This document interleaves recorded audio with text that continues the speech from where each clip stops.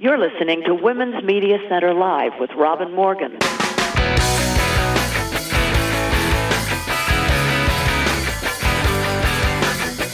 Welcome to Women's Media Center Live. I'm Robin Morgan. They say it's a curse to live in interesting times, and you certainly can't claim these are boring ones because our adrenaline levels are ceaselessly kept at all-time highs.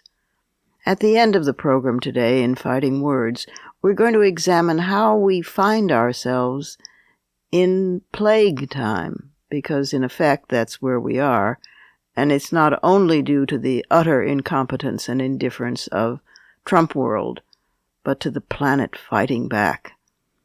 And examine also the etymological history of the language used that defines plague time, and the scientific history, yes, science, sorry about that, Trump, the scientific history of what variously have been called pestilences, plagues, or epidemics, or pandemics. Why? Well, because knowledge is power, and also it demystifies what otherwise creates only fear. My guest for the conversation today is a woman who simply will not give up. First, she fought to become a computer scientist in a field where women are not welcome. Then she fought to enter the even more male-dominated field of computer gaming programming, and because she was a success there, she became the target of a massive online harassment and threats campaign infamously named Gamergate.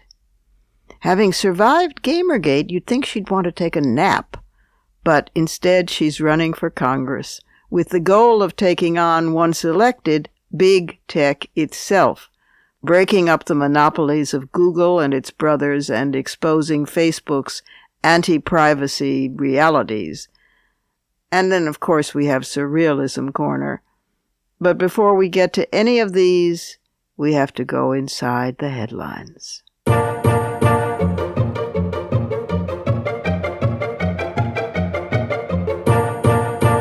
As of this moment, when I'm writing these notes, it feels as if the world is shutting down. By the time you hear this, of course, even 5 minutes later, things will have changed even more drastically, since they're changing literally moment by moment. Here in the United States, we suffer not only from the virus, but from no leadership, or worse, incompetent and malevolent leadership. Deaths are not in high numbers, yet. We lack even an established or estimated number of the infected because of the shortage, in fact, because of the lack of tests. So the focus for now is on the economic disaster. When the deaths start mounting, the focus will change. This is a service economy more than a manufacturing one, and so airlines, hotels, travel agencies, and event companies, as well as restaurants, bakeries, sports, and entertainment industries, all are taking devastating hits. Major annual events like South by Southwest, Coachella, the NCAA and NBA, in fact, all major sports events have announced that they are postponing or canceling games or entire seasons. And you know Americans are scared when Disneyland and Disney World shut down. Here in New York, the city that never sleeps, Broadway has gone dark, as has the Museum of Modern Art and the Metropolitan Museum and the Opera and all art venues. Limits are beginning to be placed on crowds. No more than 500 people at an event, soon down to no more than 200, then even lower. The hundreds of thousands of people whose jobs depend on these industries have little or no savings and don't give a damn about Trump's major concern, the stock market, which has been acting like a roller coaster but mostly is going down, down, down. Especially after he speaks and reassures the nation. Down. Meanwhile, with schools in the United States and all over the world, for that matter, closed or closing, you just know that mothers across the planet are going insane. Whether they work at home or they need help watching children while they go or try to go to work elsewhere, they are dealing with chaos. And if their spouses have been told to work from home or have been laid off, then they have them at home to deal with too. Then there are women whose lives have been crushed by the virus, who haven't made it into the news at all, who nobody even thinks about, imagines. Just 2 examples out of what could be millions. Trafficked so-called brides stuck in China. These are women from across East and Southeast Asia who have been delivered into slavery, in effect, in China. They've been deluded into going there with the promise of lucrative jobs, only to have their passports and papers taken away and to be sold as brides, while China is trying to deal with a severe gender imbalance due to the former one-child-per-family policy and the strong son preference in China. Now, these young women trying to flee their tragic captivity are usually helped by various NGOs who do rescue operations. But those operations, as of late January, were frozen because of the virus. Meanwhile, in Hong Kong, women prisoners at Lo Wu prison are being forced to work night shifts as well as day because of increased monthly production to meet the surging demand for paper face masks. The women are now working 7 days a week, 6 to 10 hours a night in addition to their day shift, making the masks. There is other news, however, although the virus figuratively and literally eats up all the air. In that other news, stories have surfaced from previously sealed court documents in the Weinstein case that Harvey and his PR team tried to craft a response in 2017 when the allegations first surfaced. He wrote to his famous friends or acquaintances asking for help, pulling strings to pull strings for him. That included Michael Bloomberg, who didn't reply, and Tim Cook of Apple, Theodore Sarandos Jr. of Netflix, and Jeff Bezos of Amazon. We don't know whether the rest of them did or didn't answer. But Weinstein was begging for their help because, quote, "My board is thinking of firing me. All I'm asking for is, let me take a leave of absence and get into therapy and counseling and allow me to resurrect myself with a second chance," close quote. But at the same time, he was writing an email about Jennifer Aniston, who he wrongly thought had accused him of groping her. So he wrote, "She should be killed." His own brother, Bob Weinstein, condemned Harvey in an email to him, writing that he seemed incapable of understanding the pain he had caused over the years. Bob wrote, quote, "You deserve a Lifetime Achievement Award for your savagery and immorality and inhumanness, for the acts you have perpetrated. I pray there is a real hell. That's where you belong." Close quote. Weinstein's defense attorneys will appeal on grounds that he is 67, ill, the 23-year sentence amounts to life in prison, and that he is the victim of the Me Too movement. A British court has decided that the ruler of Dubai did, in fact, kidnap, confine, and in effect torture his 2 grown daughters, and then threaten one of his many wives when she began to question his treatment of the daughters. Sheikh Mohammed bin Rashid Al Maktoum has been under scrutiny since allegations emerged in 2018 that the 2 grown daughters, Sheikha Latifa and Sheikha Shamsa, each tried to escape their restricted lives, only to be abducted, returned to house arrest in Dubai, beaten, and kept heavily drugged thereafter. The wife who said she'd been threatened, Princess Haya of Jordan, fled with her 2 young children to Britain. None of these allegations had been proved or legally adjudicated until now in this British case. Now, it's unlikely that Sheikh Mohammed will face legal consequences, but it certainly has tarnished his shining towers of Dubai, the gleaming financial hub of the United Arab Emirates. Moreover, the British judge denied equal custody for the princess's 2 children, since she feared the sheik was arranging to marry their 12-year-old daughter to Saudi Arabia's crown prince.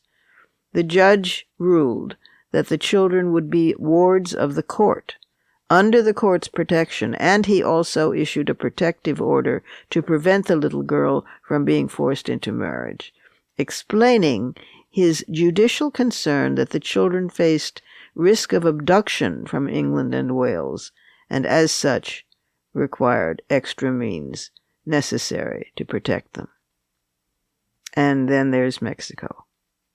Mexican feminists had warned the authorities but weren't believed. So on March 8th, International Women's Day, hundreds of thousands of women and some male sympathizers took to the streets across the country to protest a culture of femicide where 10 women are murdered every day. Then, the next day, March 9th, was the exact opposite. Hashtag Un Día Nosotros, a day without us, gained tremendous momentum with support from public and private sectors, civic groups, and religious leaders, and it cut across lines of class, ethnicity, wealth, and politics. What it was women. On Monday, there were no women to be seen. Not in offices or schools, not in restaurants, not in stores, not in buses or trolleys or cars, not walking on the street. A country without women for one day. In the past year, feminist activism in Mexico has gained enormous energy as younger women have taken to the streets in aggressive, sometimes mildly violent activism due to their wild frustration at not being heard after decades of peaceful protest. Sabina Berman, a Mexican novelist and feminist activist, said of these young women, quote, "They decided to skip the pacifist, smiling kind of protests and instead smash windows. It was them who lit the spark by taking that further step, and they made us all wake up." The country had also been stunned and horrified by 2 murders in February. One of the young women was stabbed, skinned, and disemboweled. The other corpse found was of a child, a little girl, aged 7.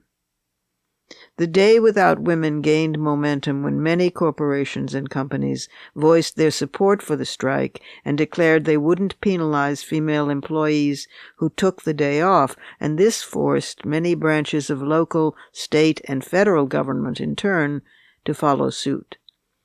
It is the first time a strike this large has been this successful, although women's movements have attempted such an action numerous times in numerous countries.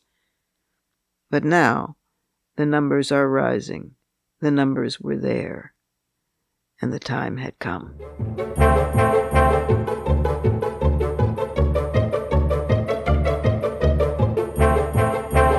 It's time for our first quick break, but lots more still coming up. We're in a fighting mood today. We're going to fight with fighting words. We're going to fight to break up big tech. We're going to fight the power. In fact, we're going to seize the power. But first, we have to indulge in the surrealism corner.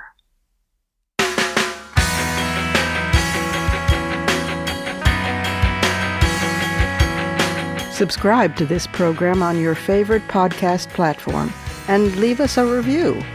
Follow us on Twitter at WMC Live, like our Facebook page at facebook.com/WMC Live, and visit us at WMCLive.com for more information about our show and our guests. You're listening to Women's Media Center Live with Robin Morgan.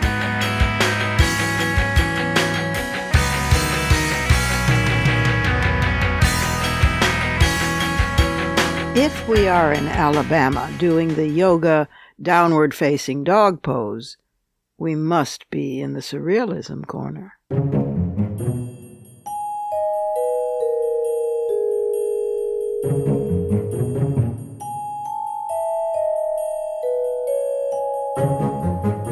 Did you have any idea that yoga was illegal in Alabama?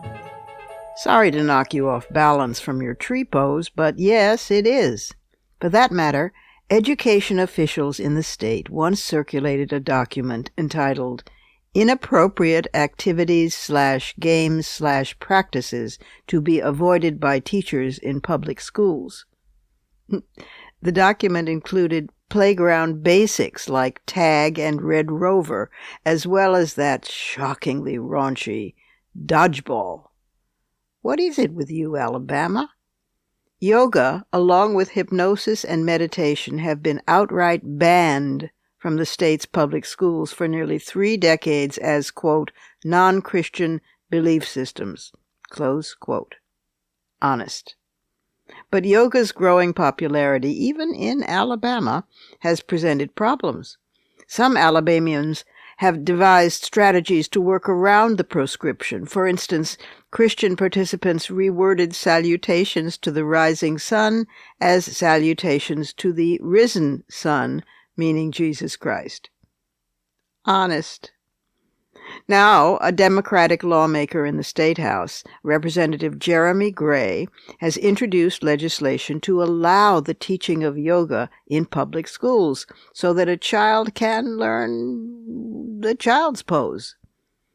Gray, who himself does yoga, emphasizes separating the exercise from Hinduism, although Reverend Cleet Hux of the, wait for it, Apologetics Resource Center, honest, in Birmingham, claims you can't do that. He says there is no Hinduism without yoga and no yoga without Hinduism, and that's that. And Reverend Hux teaches at the Birmingham Theological Seminary, so I guess he must know, don't you think? Under the proposed law, instruction would be at the discretion of local school systems and stripped from all spiritual aspects and all non-English terminology. So while the names of various stretching poses would be permitted, the word namaste would be forbidden in chants or mantras, because we wouldn't want that scary word peace let loose in any language, would we? I can't even imagine how threatened Hux and his like might feel by the word Shakti, which means power. But there's hope for Alabamians yet. One Republican state legislator noted, "I think you can pray to God and do yoga." That's a good old boy.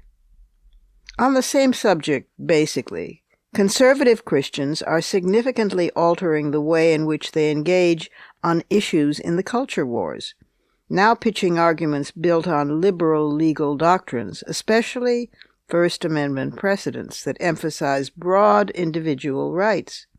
Heretofore, of course, conservatives emphasized morality and order, while liberals emphasized rights and equality. Now the right has joined the left in employing extensive individual rights claims and is trying to make its public and legal discourse seem free of religious talk. Well, don't be fooled. They may have switched arguments, but they're not switching sides. In 2 cases before the Supreme Court in the past year, this was a successful strategy.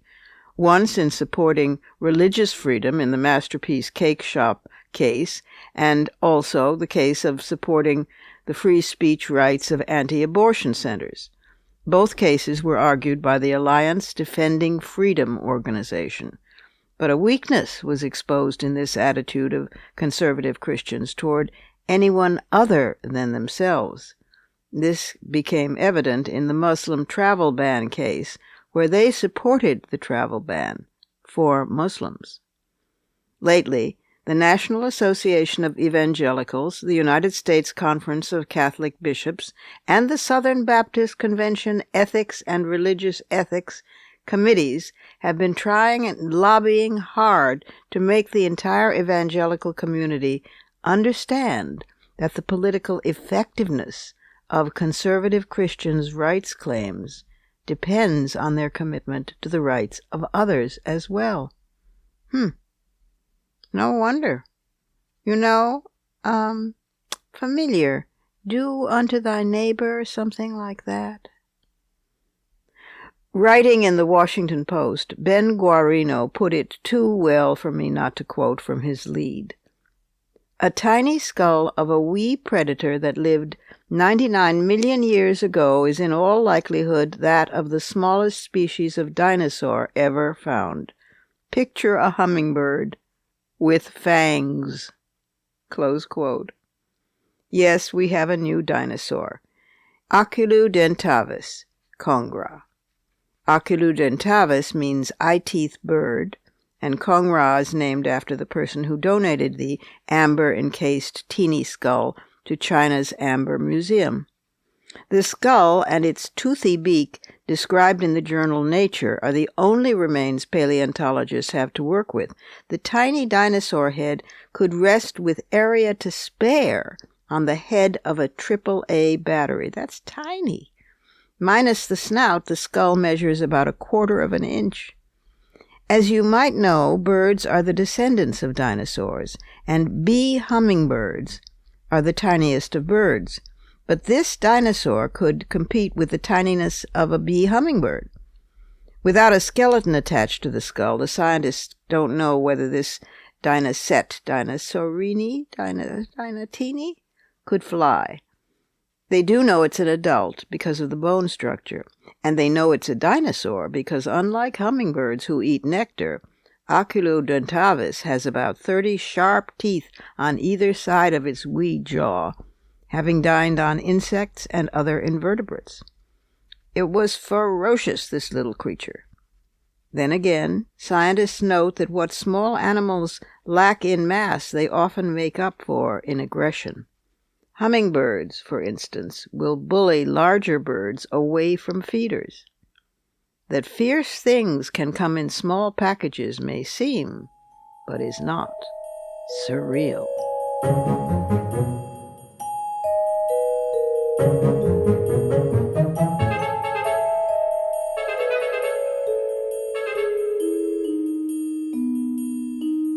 Time for another quick break, but don't go anywhere, because the woman who fought off Gamergate and those vicious online attacks is now braced and ready to take on Google. Coming right up.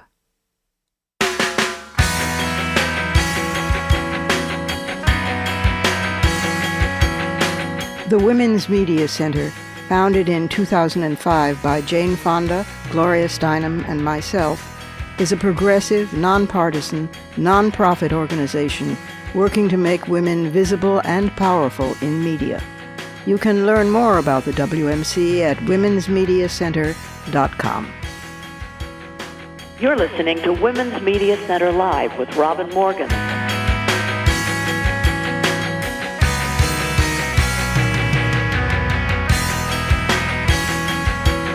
My guest for the conversation this week is Brianna Wu, an American video game developer and computer programmer. She co-founded Giant Space Cat, an independent video game development studio, together with Amanda Warner in Boston, Massachusetts, in 2010. She was credited as head of development for the company's game Revolution 60 that featured female protagonists, and that brought out the fury of the boys who controlled gaming.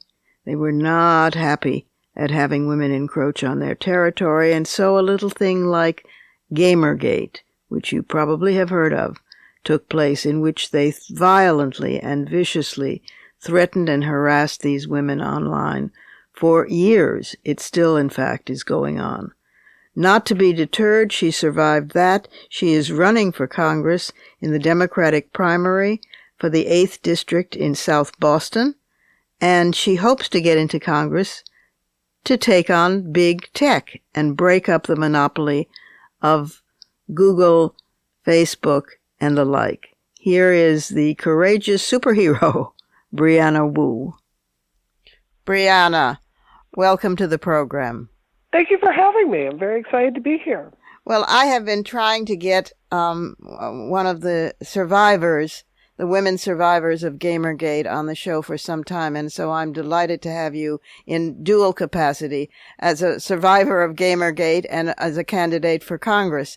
I'm going to get to the latter in just a bit, but in case people have just landed from Voyager 2 and been away from communications, give a brief version of what happened during Gamergate. I do, of course, know that you co-founded the company Giant Space Cat in 2010, and you developed the Revolution 60, which was a major game that featured female protagonists, female protagonists. And that seemed to have brought the wrath of the boys down on your heads. Yes, that's exactly right. I founded a game studio in 2010 in Boston, and I did this because I saw there was an explosion of women playing video games. If you look at the credits for most video games before that, you will see that it was men designing games for women, which explains why they're so pink and just really off the mark. So I said to myself, the tech industry is so rife with sexism. I know so many women that, once they have kids, they're kind of suddenly shown the door. So let's just grab as many of them up and give them good jobs and see what we can make together. And we shipped a truly amazing video game. What Gamergate was really the start of the Donald Trump playbook of disinformation, weaponizing social media against people to rile them up, and basically cultural resentment as a political tool. And that was wielded against women in the game industry. There's not a good way to have Law and Order episode made about your life, but that happened to me. I got the most explicit, violent death threats, rape threats, attacks on my company, my personal character that you could imagine. And a lot of people have drawn the parallel, saying that the same tools used in Gamergate are what Russia is now using to divide Americans against each other in this political 2020 primary. You really were the canaries in the mine. I mean, and of course, any woman who evinces an opinion these days online gets slammed by the boys, from the left, from the right, from the middle. But this was fairly early on and notable in its vituperation and violence and vociferousness. Yeah. And nothing ever came of that, right? The FBI finally did find some of them, but they said, it was a joke and were let off. The only story I have of any justice happening during Gamergate is there was someone that was obsessed with calling me all summer long, leaving death threats, and I recorded it. And eventually, he would say things on the phone like, "You feminists will never take my video games away ever," and then he would threaten to murder me. So law enforcement did look into this. They found out that was a teenager, and I found out through law enforcement later that his parents did ground him this summer and took away his Xbox. So, in fact, this feminist did succeed in taking away his video games.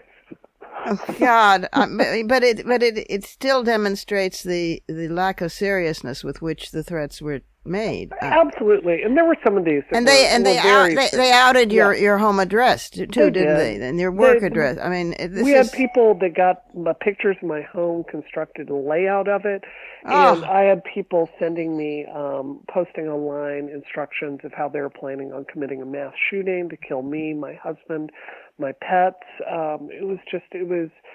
I'm trying to laugh about it because you have to as a defense mechanism, but it was truly beyond the pale. I had people holding a knife up to the camera talking about how they were going to murder me. I had people sending me pictures outside my house saying they were waiting there with the drill to murder me. It was just beyond horrible. My God. And the same kind of thing was happening to Anita Sarkeesian and Zoe Quinn.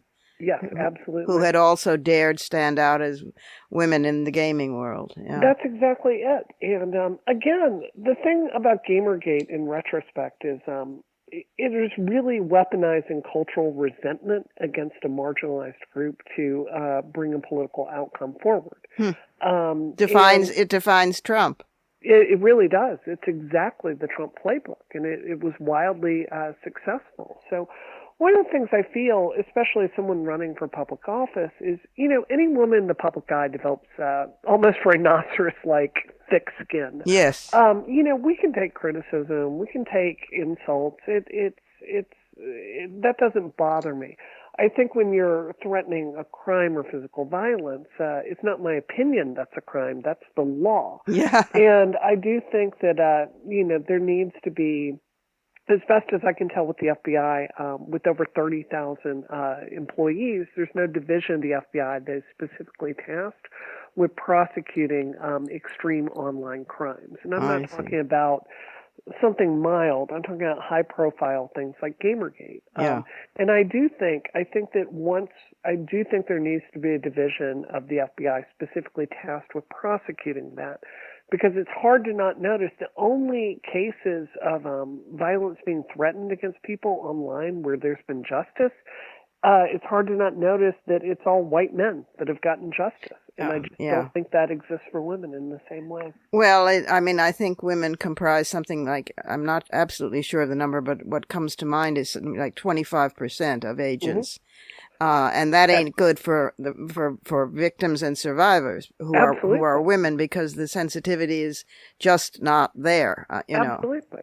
And I do want to say that I unfortunately still talk to the FBI far too often to this day, because Gamergate is still going on. I was just going to ask that. It hasn't abated. Yeah. And every FBI agent I've ever talked to struck me as a good, decent person trying to do a difficult job. At the same time, yes, there does seem to be a lack of racial diversity and gender diversity there, and I think that would help the outcome, certainly. Yeah, because there's a kind of experiential knowledge that, when applied, is generally acknowledged to be a pretty good thing. Right. Otherwise you don't see what's in front of your nose because it doesn't look like you. Right. My husband, he's a fantastic guy. He doesn't understand this stuff, and it's some things you just have to live to understand. It's just the way it is. Or else learn to trust when somebody tells it to you, and learn to listen. Because if we wait for everybody to live to have everybody else's experience, the planet will have turned to ash by then, I think that's very well said. Well, let's talk about you and Congress. You ran once before and did not succeed, but here you are again. Good for you. Talk about the campaign and the district and why you're deciding to run. Well, we did amazingly well. Most first-time candidates do not very well at all. I got almost 25% of the vote. Over 17,000 people voted for me. And I always knew that I would probably have to run twice to win. Before I ran, I went to the library, I looked at the stats, and it turns out almost everyone loses their first time out. It's that second time where people really break through. I think that because we cover politics like sports generally, we're always expecting, that David versus Goliath thing. I'm sure in your profession it took you longer than 2 years to get good at it. You think? Yeah. Well, it's true in politics too. Of course. This time around we're raising a lot more money. We have a basis of support. We know people at every single DTC. We have a base of supporters already, and it's building upon that momentum, if that makes sense. So I really wish that more women knew that, and knew that if you lose that first time, that doesn't mean you're a bad candidate. You're often going up against people that have 10, 15, 20, 30 years of experience ahead of you. So, if we are looking to make this country more equitable for women, that's not a 2-year job. That's not a 10-year job. Like, we've got to be in this for the long haul. Right.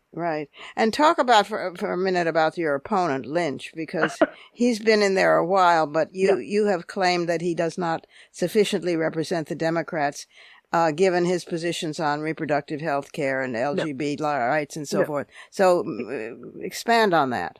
He has spent a career fighting women's access to reproductive health care, and, he switches and sings the tune he has to when it comes time for an election. But the truth is, leadership is about priorities, and women have just never been a priority for Mr. Lynch. Mr. Lynch voted against Obamacare. Mr. Lynch voted us into the Iraq War.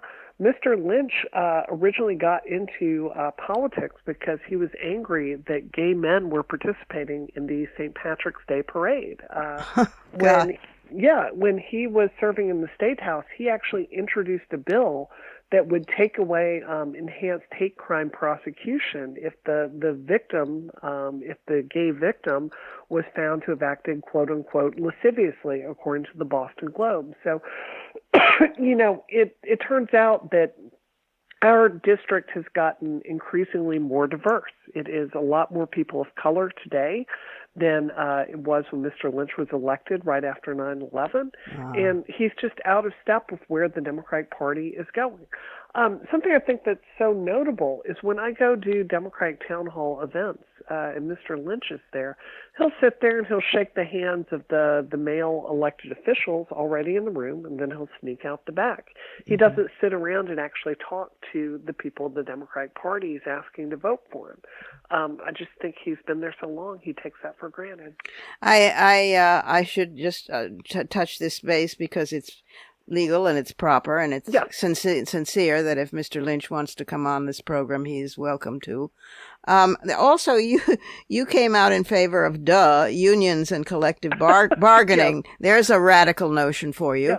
Yeah, absolutely. But what is very interesting to me, because I don't see a lot of people focusing on this, is that you also, this campaign round, have an emphasis on tech issues, of which you're an expert, of course, like Elizabeth Warren's proposal to break up the giant new media companies like Facebook and Google and so forth. So talk a little about that, because that, to me, the ranting about corporations and all of that stuff that Sanders and a number of other people do is true, but it's like the elephant in the room that everybody is going tisk about, and meanwhile using like crazy is Amazon, is Facebook, the things that have so infiltrated into people's lives they can't conceive of doing without them, and the control and the privacy issues are humongous. Absolutely.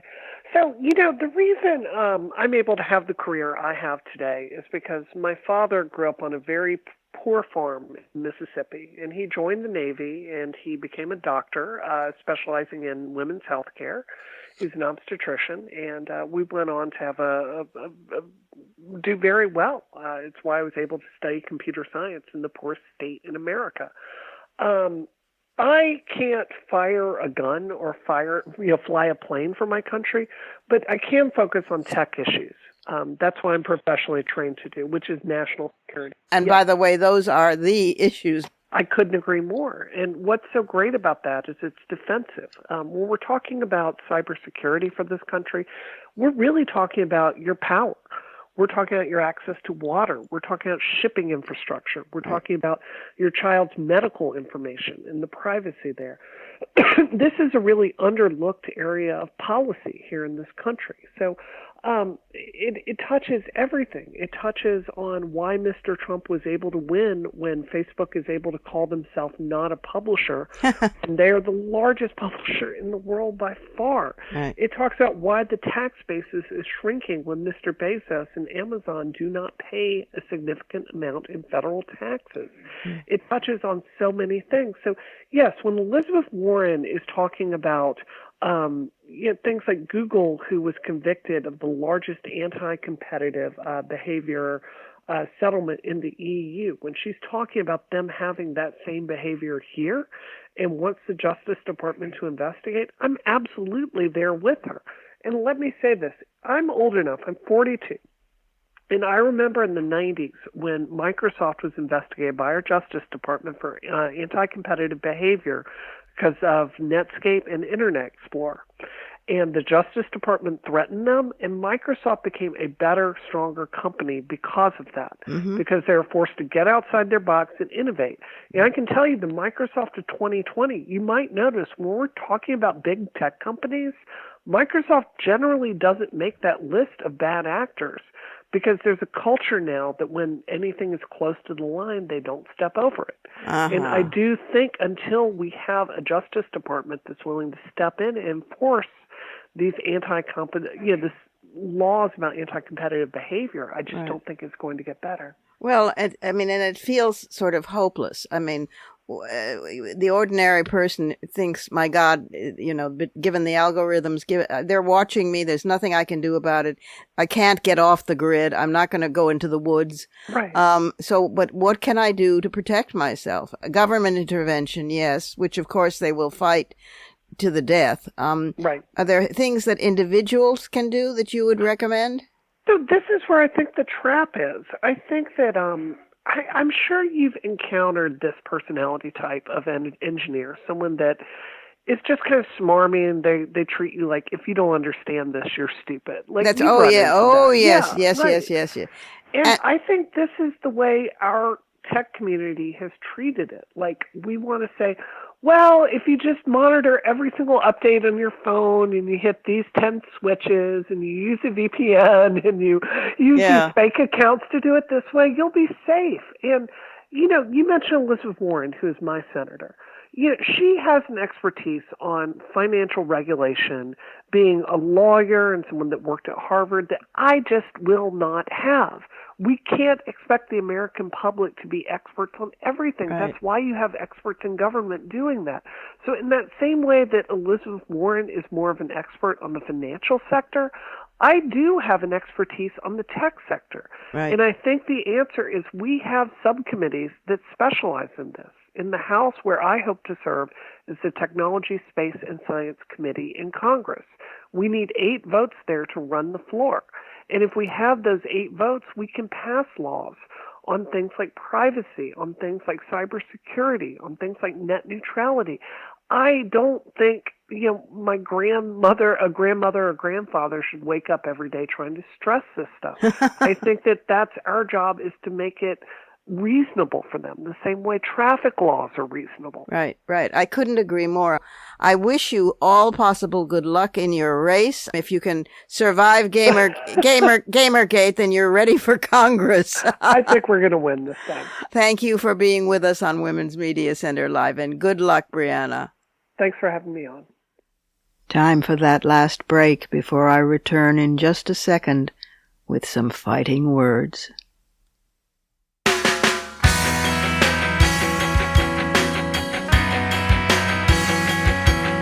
For the smartest talk about news, politics, sex, books, religion, race, and more, it's Women's Media Center Live with Robin Morgan.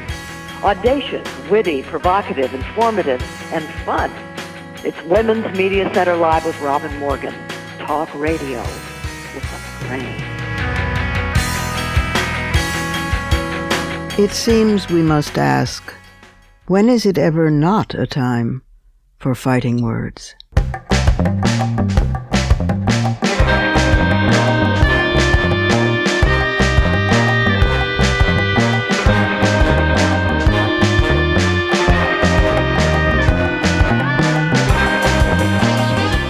As I sat down to write these notes, I realized that I've written my way through 9/11 in my city, New York, and through Hurricane Sandy, which left this region drowned and without power for days, and through the theft of our national elections in 2016, and through many more minor but drastic events, too numerous to name.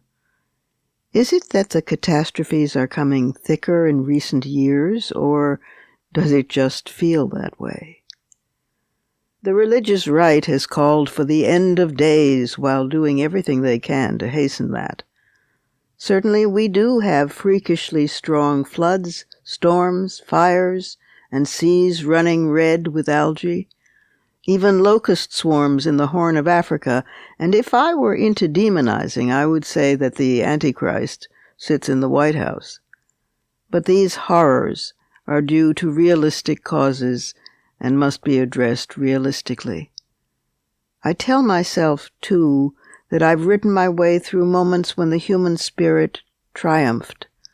The tearing down of the Berlin Wall, students facing down tanks in Tiananmen Square, the fall of apartheid in South Africa, the cracking of the genome, and more first woman too accomplishments than I have space or time to list. The first black American president. And now we are in plague time. I'm using the word plague its root in Greek through Latin to Old Irish and Middle English as plaga, meaning to strike, to spread, to wound, because it has been used historically for mass infections, epidemics, or pandemics when people didn't yet know enough to name them as bacterial or viral infections on a mass scale. I'm not going to spend energy listing all the atrocious mistakes Trump and his administration have committed and still are committing that bring us to such a vulnerable point in this world crisis. I will say that eradicating the Office of Preparedness for Pandemics that President Obama set up after the Ebola crisis, the eradicating of that office approaches an act of treason against the American people. I will say that another such treasonable act is Trump's failure right this minute not to assign the Army Corps of Engineers to build 1,000 more hospitals across this nation, equipped with specific ventilation materials, and to get that done in record time, less than 1 month. The ACE has accomplished this kind of near-miraculous work before and can do it again, but it takes imagination and political will, plus the realization that we currently have only 1 million hospital beds in a nation of 300 million people. But leaving aside nationality, this is humanity's problem, worldwide. And humanity has been here before, has suffered, has died, has grieved, and has survived. Humanity has even learned some things, such as, if you're superstitious and believe women with herbal knowledge are witches and burn them by the millions at the stake and kill all the cats because cats are witches' familiars incarnating the devil, then there will be no cats left to kill rats, and rats, as it happens, carry bubonic plague. Or such as, once the so-called Black Death had wiped out an estimated 1/3 of the population of Europe, its trail left behind the downfall of feudalism and introduced the theory of contagion. Or such as, in 1343, Venice invented quarantine, then called Trentino, a 30-day period of isolation for ships arriving from plague-affected areas. Within a century, cities had extended the isolation to 40 days, and so the term changed to quarantino, the root of the word we use today as quarantine. Our species is slow to learn, but it does learn. We know today that COVID-19 is a viral and not bacterial infection. Bubonic plague, or the Black Death, is a bacteria, while the smallpox plague was caused by a virus, as was the Spanish flu epidemic of 1918 that killed 40,000 people, and the ongoing HIV/AIDS epidemic that has killed millions worldwide. Bacteria can reproduce on their own, have existed for about 3.5 billion years, can survive in different environments, and are mostly harmless, with fewer than 1% causing diseases in people. Antibiotics have been effective in combating bacteria, but many bacteria have now become resistant. Antibiotics are not effective against viruses. Viruses have been around for approximately 1.5 billion years. Unlike bacteria, viruses cannot survive without a host, and can reproduce only by attaching themselves to cells. They parasitize essentially all biomolecular aspects of life. And, unlike bacteria, most viruses do cause disease. The word virus has its roots in the Latin word for poison. Since the beginning of the 20th century, vaccines have drastically reduced the number of new cases of such viral diseases as polio, measles, hepatitis A and B, and HPV. But the treatment of viral infections has proved challenging, and not only because of the anti-vaxxers, but because viruses are much smaller than bacteria. They're tiny and they reproduce inside cells, and furthermore, the use of antiviral medications has been associated with the development of drug-resistant microbes. You begin to see why Trump's vapid, lying reassurances that we'll have a vaccine very, very soon are both idiotic and murderous. We know what we know about mass infections or plagues, because down throughout history there have been writers trying to document them. The plague of Athens, depicted by Thucydides in 430 BCE, Boccaccio describing the 1348 plague in Florence and in Avignon when the populace was roused to blame Jews for the devastation, the Black Plague in London in 1665 and in Marseille in 1720, memorialized by Daniel Defoe in his great Journal of the Plague Year. We like to tell ourselves these days that in such times people band together and help one another, although the panicked buying and hoarding, inflamed from ignorance fostered by conflicting information and government inaction, doesn't quite bear that out, at least not in this country. Historically, too, afflicted populations have turned against and tried to blame foreigners, the poor, women, those witches, and in general, the other. We've already had that virus in this country, politically. The veneer of civilization is very thin, sisters and friends. Realizing that, admitting it, longing to do better, and acting on that, those are the first steps toward civilization. So this is a moment where we each of us are forced to remember that we are joined not just by technology or globalization, but by our own frail, vulnerable human status on this tiny planet that hosts so many other forms of life. For many of those life forms, we humans have acted as viruses, and it would help to realize that this must stop. So trust the World Health Organization more than the CDC, which after all is under the direction of Trump. Refuse both panic and complacency. This is a chance to understand what's necessary in your life and what isn't. Trust your own common sense. Don't be afraid to ask for help, and don't be afraid to offer it. Call up elderly neighbors and check on them. Share what you have with others. Don't lose your sense of humor or your sense of humanity. Connect with those you care about, with whom you might not have spoken in a while. Use the grand tool of the internet, but refuse to be used by it. Choose your sources carefully and check them diligently. Rise, as the saying goes, to the occasion. We are in plague time. What can we learn from this? Those are my fighting words. Add yours on Twitter and remember to tag us at WMC Live and use the hashtag Fighting Words.